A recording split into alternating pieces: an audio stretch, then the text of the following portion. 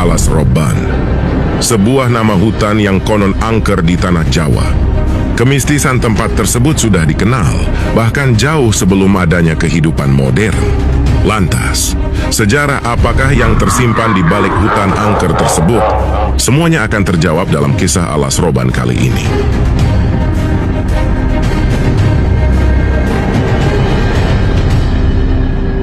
Sebagai wilayah kepulauan yang mistis, tanah Jawa memang memiliki beberapa tempat paling angker. Salah satunya adalah Alas Roban, yang dominan berada di wilayah Kabupaten Batang, Jawa Tengah. Luasnya hutan tersebut terbelah oleh jalur kendaraan yang menghubungkan Batang dan Semarang.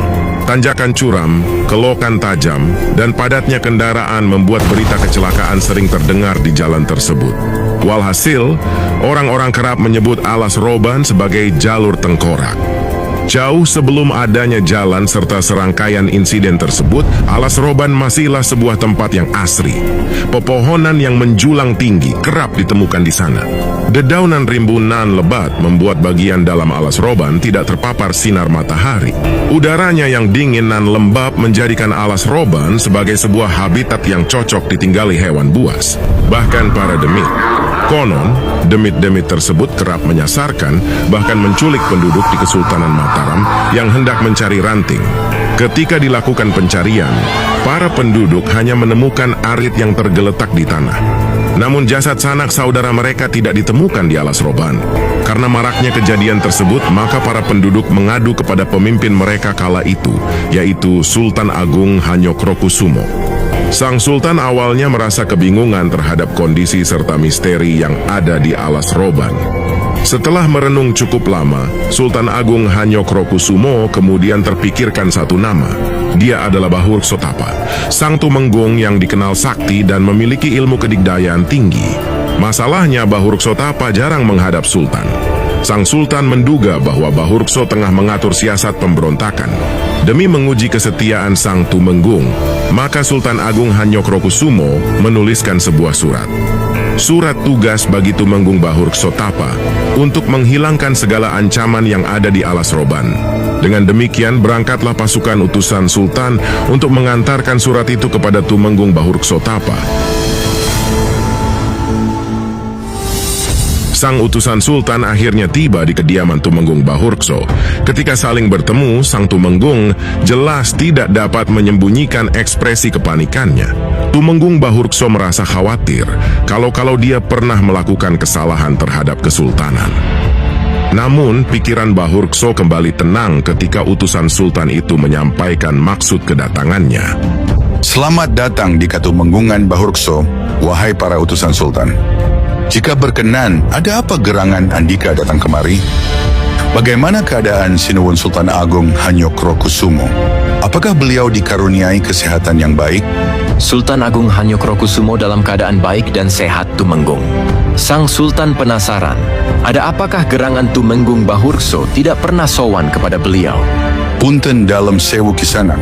Hamba belum dapat hadir karena kerap bertapa untuk mempertebal ilmu kebatinan. Ketika tapa itu selesai, tentu hamba akan sowan kepada Sultan Agung Hanyokrokusumo. Maafkan kelancangan hamba. Kendati tidak hadir, hamba selalu mengirimkan upeti. Apakah upeti yang hamba kirimkan masih terdapat kekurangan? Punten dalam sewu, Tumenggung. Maaf jika kedatangan kami membuatmu dan penduduk menjadi panik. Sesungguhnya kami kemari untuk mengirimkan surat tugas dari Sang Sultan. Sultan Agung Hanyokrokusumo meminta Tumenggung untuk membabat ancaman di Alas Roban sendirian. Sang Sultan nantinya hendak menjadikan hutan tersebut sebagai lahan tanam pangan dan pemukiman. Alas Roban sendirian, punten dalam sewu kisanak. Hamba memanglah memiliki ilmu kebatinan. Namun hamba juga seorang manusia yang tidak luput dari salah dan juga naas. Mengingat betapa angker dan berbahayanya Alas Roban, sudikah kiranya Sultan kirimkan pasukan? Punten dalam sewu, Tumenggung. Keputusan Sultan adalah mutlak.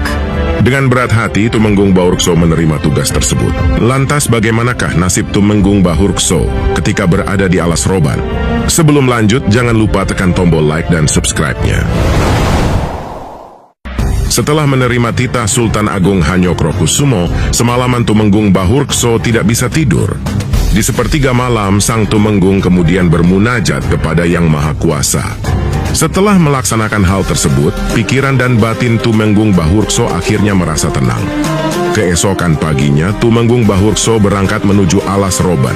Di sepanjang jalan, diam-diam Tumenggung Bahurkso diikuti seseorang. Namun sang Tumenggung membiarkan orang tersebut selama tidak mengancam keselamatannya.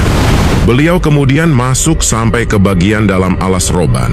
Sesampainya di dalam, dada Tumenggung Bahurkso terasa sesak, bau anyir, kondisi minim pencahayaan, serta udara lembab di dalam hutan seakan menekan dada sang Tumenggung.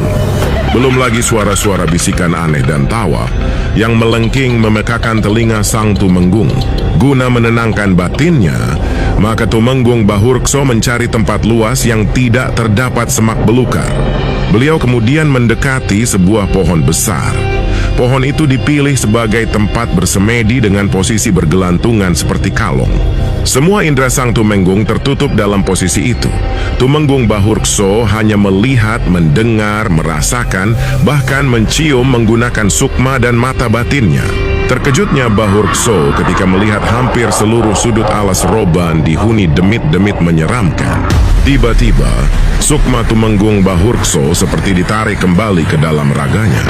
Ketika sadar, sang Tumenggung sudah terjatuh ke tanah dan muntah darah. Samar-samar, dia melihat seorang pemuda berdiri di dekatnya. Lantas, siapakah sosok pemuda tersebut?